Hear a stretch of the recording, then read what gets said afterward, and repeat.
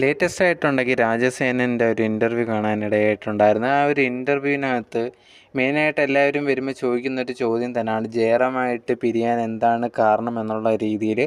എന്തായാലും ഈ ഒരു ഇൻ്റർവ്യൂവിലും ഇതേ കണക്കൊരു ചോദ്യം ചോദിക്കുന്നുണ്ടായിരുന്നു, നിങ്ങൾ തമ്മിൽ എന്താണ് പിരിയാനുണ്ടായ കാരണം എന്നുള്ള രീതിയിൽ. ആ ഒരു സമയത്ത് രാജസേനൻ പറയുന്നൊരു കാര്യം എന്ന് പറഞ്ഞു കഴിഞ്ഞാൽ, ആദ്യമേയൊക്കെ സിനിമ ചെയ്യുന്ന സമയത്ത് ആ സ്ക്രിപ്റ്റിൻ്റെ കാര്യവും ക്യാരക്ടറിനെ ഓരോ ചൂസ് ചെയ്യുന്ന ഓരോ ആക്ടേഴ്സിനെയൊക്കെ ചൂസ് ചെയ്യുന്നതൊക്കെ താൻ തന്നെ ആയിരുന്നു. അതിൽ ജയറാം വലുതായിട്ട് ഇടപെടുത്തൊന്നുമില്ലായിരുന്നു. അതിനെപ്പറ്റി അങ്ങനെ ജയറാം അറിയത്തൊന്നുമില്ല. പക്ഷേ എന്നിരുന്നാൽ പോലും പിന്നെ പിന്നെ ഒരു സ്റ്റാർ ആവുന്ന സമയത്തുണ്ടെങ്കിൽ ജയറാം ഈ കാര്യങ്ങളിലൊക്കെ ഇടപെടാൻ തുടങ്ങിയിട്ടുണ്ടായിരുന്നു.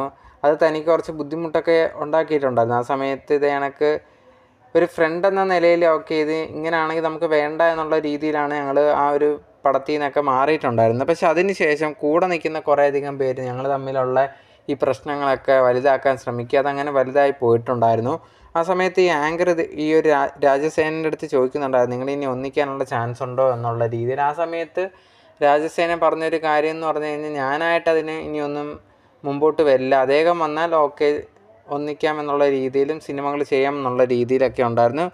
ഞാനായിട്ട് ഒരിക്കലും ഇനി അങ്ങോട്ട് പോകത്തില്ല എന്നുള്ള രീതിയിലും, മക്കളുടെ കല്യാണത്തിന് പോലും തന്നെ വിളിച്ചില്ല എന്നുള്ള രീതിയിൽ അതിനും ചെറിയ വിഷമമുണ്ട് എന്നുള്ള രീതിയിലൊക്കെ രാജസേനൻ പറഞ്ഞിട്ടുണ്ടായിരുന്നു.